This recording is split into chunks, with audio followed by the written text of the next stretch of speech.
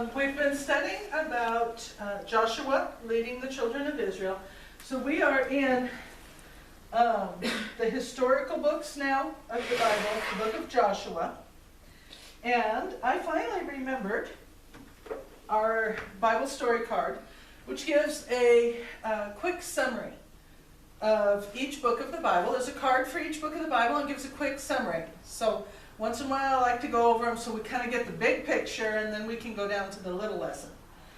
In the book of Joshua, Joshua led the Israelites across the Jordan River into Canaan, where they conquered the promised land, including Jericho, where God made the walls fall down. The Israelites conquered the middle part of Canaan first, and then the southern part, and then the northern part. After the land was mostly conquered, it was divided among the 12 tribes of Israel. Each tribe received a piece of land, except Levi, because they were to make their living off of the offerings to God, to the tabernacle. So, and where we are in our story, they've conquered Jericho. Last week we conquered Ai.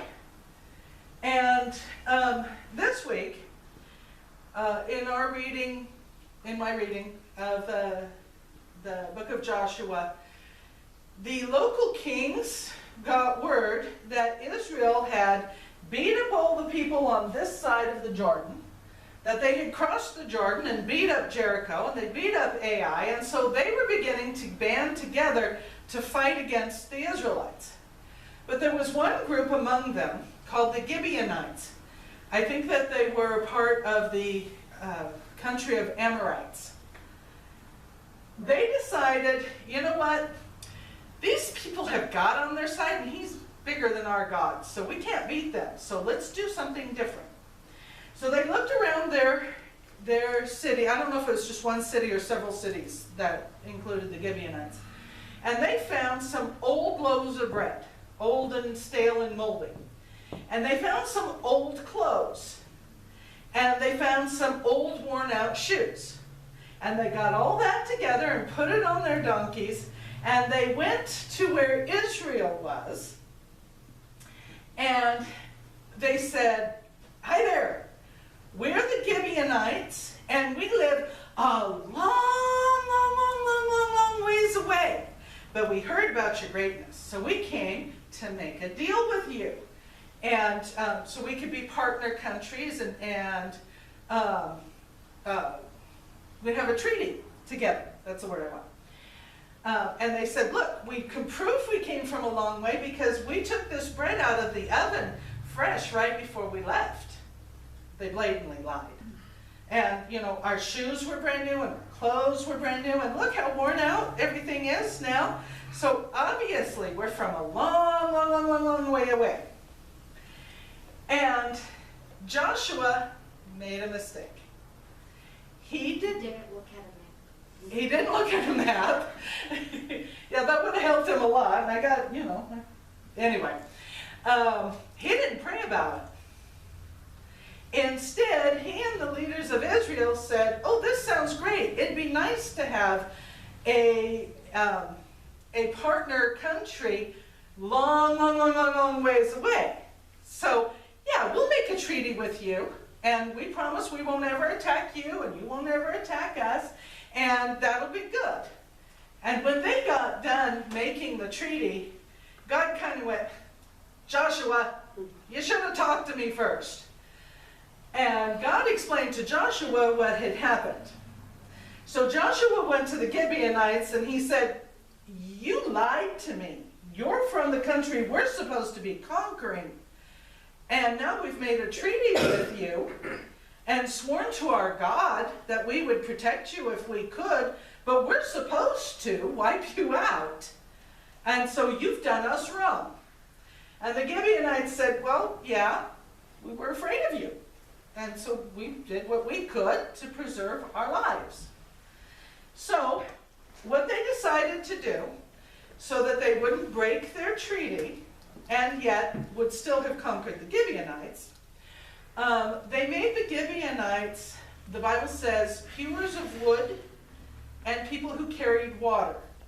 to serve the tabernacle. So the entire Gibeonite region became dedicated to cutting wood and toting water for the Israelites. So they made them slaves, is what they did, which was better than killing them.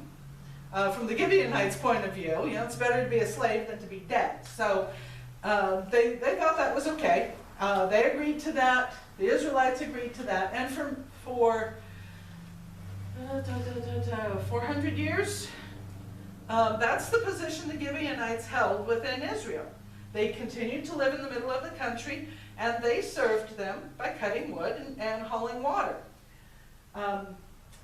Unfortunately, about then, King Saul got very enthused. We'll jump ahead just to complete the story of the Gibeonites.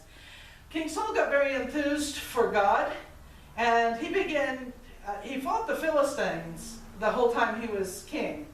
But he got so enthusiastic, he killed a bunch of Gibeonites to purify the country for God. Well, because that broke their treaty, that upset God, he brought a famine. David prayed, who had become king in the meanwhile, prayed about it. God, why have we got a famine? God told him. They took care of it. They made a deal with the Gibeonites. Essentially, they killed 7 of Saul's descendants as punishment for what Saul had done to them in breaking their treaty to protect them. And that pretty much rounds out our Gibeonites, except that once in a while, in reading different accounts of different events in the Bible, a Gibeonite shows up. One of the men who was one of David's right-hand men as a warrior was a Gibeonite. There were others. Nehemiah mentioned someone who was a Gibeonite. And they crop up once in a while and evidently kind of became part of Israel after this. So let's sing our song. Oh, be careful, little eyes, what you see.